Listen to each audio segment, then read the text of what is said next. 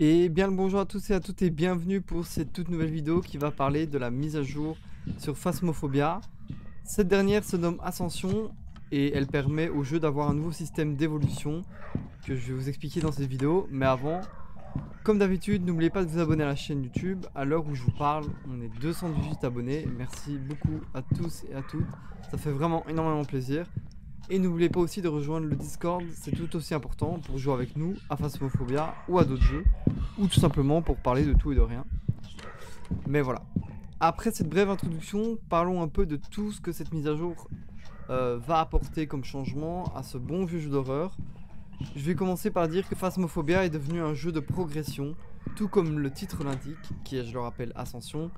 Vous allez devoir progresser parmi les 3 tiers ajoutés dans cette mise à jour. Tiers 1, tiers 2 et tiers 3, qui ont chacun leur propre équipement, ou plutôt leur propre évolution des équipements, dont vous avez accès pour chasser les fantômes.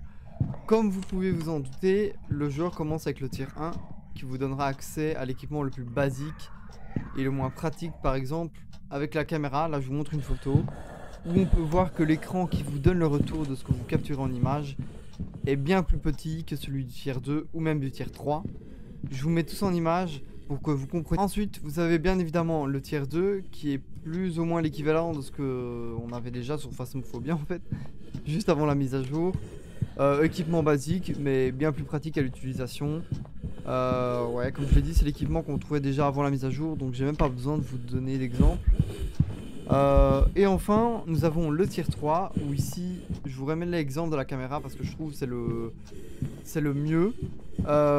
Mais avec cette dernière, elle est bien plus simple à l'utilisation. Elle vous offre des vidéos de qualité cinématographique et dispose également d'un écran, comme vous pouvez le voir, plus grand que son prédécesseur. Ça permet que le flux vidéo soit beaucoup plus clair et beaucoup moins sujet aux interférences.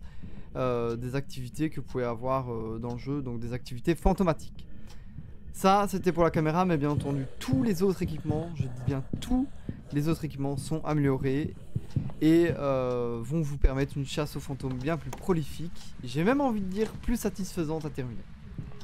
Ensuite, cette mise à jour n'a pas simplement rajouté que les niveaux tiers, mais aussi elle permet maintenant d'ajouter un nouveau badge avec votre niveau dessus, qui est purement et simplement esthétique. Donc il va pas vous donner plus de choses que décorer vos personnages, mais elle vous permet de faire un peu le malin et de prouver aux autres que vous avez le jeu depuis un bon moment. C'est toujours sympa et je trouve que ça apporte un petit plus sur les personnages qui, je trouve, sont un peu trop banals. Donc voilà.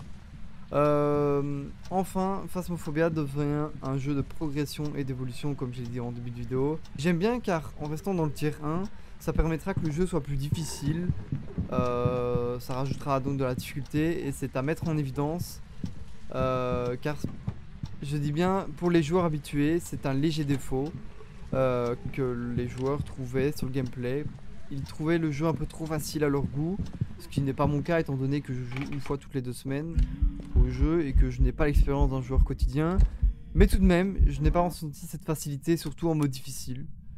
Mais voilà, c'est les ajouts majeurs de cette nouvelle mise à jour, tout simplement. On a aussi quelques rectifications de bugs et de crash, mais qui sont assez mineurs, donc je vous laisserai aller voir ça dans le devblog sur Steam. Sur ce, merci d'avoir regardé cette vidéo, n'oubliez pas de vous abonner, merci à tous et à toutes d'avoir regardé la vidéo jusqu'au bout, et à très bientôt pour une nouvelle vidéo, que ce soit sur Phasmophobia, sur Bannerlord, sur Dead Island, mais voilà, à très bientôt.